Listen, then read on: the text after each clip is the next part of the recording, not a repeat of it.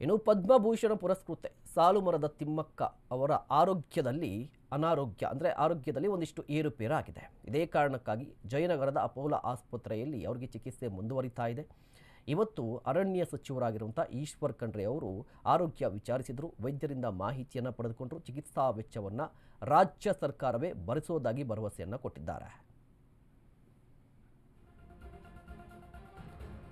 ಸಾಲುಮರದ ತಿಮ್ಮಕ್ಕ ಅವರ ಆರೋಗ್ಯದಲ್ಲಿ ಏರುಪೇರಾಗಿದೆ.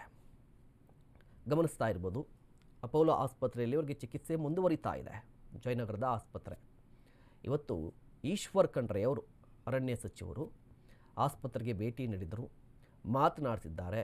ಸದ್ಯಕ್ಕೆ ಆರೋಗ್ಯ ಸ್ಥಿರವಾಗಿದೆ ಅಂತ ಗೊತ್ತಾಗ್ತಾ ಇದೆ. ಸಾಲುಮರದ ತಿಮ್ಮಕ್ಕ ಅವರ ಆರೋಗ್ಯ ಸ್ಥಿರವಾಗಿದೆ.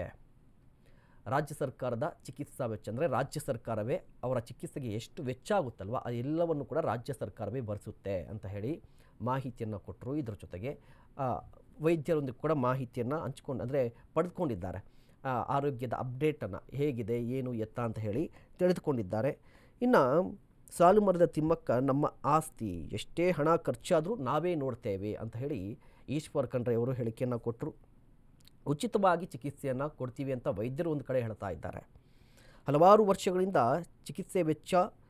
ಚಿಕಿತ್ಸೆಯನ್ನು ಕೊಡ್ತಿದ್ದೀವಿ ಅಂತ ವೈದ್ಯರು ಹೇಳಿದ್ರು. ನೋಡಿ, ಒಂದು ಕಡೆ ಈಶ್ವರ್ ಖಂಡ್ರೆ ಅವರು ಚಿಕಿತ್ಸಾ ವೆಚ್ಚವನ್ನು ನಾವು ಭರಿಸ್ತೀವಿ ಅಂದರೆ ಸರ್ಕಾರ ಭರಿಸುತ್ತೆ ಅಂತ ಹೇಳಿದ್ರೆ, ವೈದ್ಯರು ಹೇಳ್ತಾ ಇದ್ದಾರೆ ಇಲ್ಲ ನಾವೇ ತುಂಬ ವರ್ಷಗಳಿಂದ ಫ್ರೀಯಾಗಿ ಟ್ರೀಟ್ಮೆಂಟನ್ನು ಕೊಡ್ತಾ ಇದ್ದೀವಿ ಅಂತ ಹೇಳಿ ವೈದ್ಯರು ಕೂಡ ಮಾಹಿತಿಯನ್ನು ಕೊಟ್ಟಿದ್ದಾರೆ. ಸದ್ಯ ಅವರ ಆರೋಗ್ಯ ಸುಧಾರಿಸಿದೆ ಅಂತ ಗೊತ್ತಾಗ್ತಾ ಇದೆ.